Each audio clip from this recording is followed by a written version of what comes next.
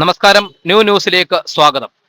കുളത്തൂപ്പുഴ ടൗണിൽ അനധികൃത വാഹന പാർക്കിംഗ് നിത്യസംഭവമായി മാറുകയാണ്.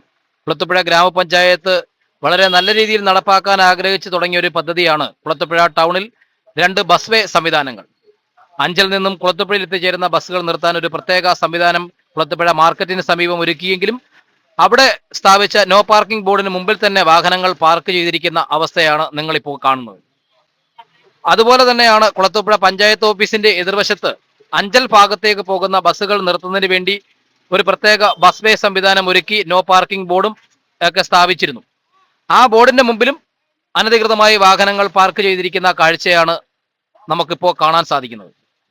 ഒന്നുകിൽ ഇവിടെ സ്ഥാപിച്ചിരിക്കുന്ന ഈ നോ പാർക്കിംഗ് ബോർഡ് എടുത്ത് മാറ്റി ഇവിടെ വാഹന പാർക്കിംഗ് സൗകര്യം ഒരുക്കുക. എന്തിനാണ് ഇങ്ങനെ എളിഫിനായി ഒരു നോ പാർക്കിംഗ് ബോർഡ് ഈ ഭാഗത്ത് സ്ഥാപിച്ച് ആ ബോർഡിനെ ഇങ്ങനെ നാണം കെടുത്തുന്നതെന്ന് മനസ്സിലാവുന്നില്ല. ഇതിപ്പോ അഞ്ചൽ ഭാഗത്ത് നിന്നും കുളത്തൂപ്പുഴ ജംഗ്ഷനിൽ കൊണ്ട് നിർത്തിയ ബസ്സാണ്. ഈ ബസ് നിൽക്കുന്നത് റോഡിന്റെ നടുക്ക് ഭാഗത്തും ബസ് പാർക്കിംഗ് വേ സംവിധാനത്തിൽ അനധികൃതമായ വാഹന പാർക്കിങ്ങുമാണ് നമുക്ക് കാണാൻ സാധിക്കുന്നത്. ഇത് നമ്മുടെ കുളത്തൂപ്പുഴ പഞ്ചായത്ത് ഓഫീസിന്റെ ആ ഭാഗത്തുള്ള കൊടും വളവിലാണ്. ഈ കൊടും വളവിലാണ് ഇത്തരത്തിൽ വാഹനങ്ങൾ കൊണ്ടുവന്ന് അരമണിക്കൂറോളം ഒക്കെ കൊണ്ട് ഇട്ടിട്ട് പോകുന്ന ഒരു സാഹചര്യം വരുന്നത്. ഈ വളവിൽ വലിയ ടിപ്പറുകൾ ഉൾപ്പെടെ വരുന്നതാണ്. എന്ത് സുരക്ഷയാണ് ഇവിടെ ഉള്ളത്?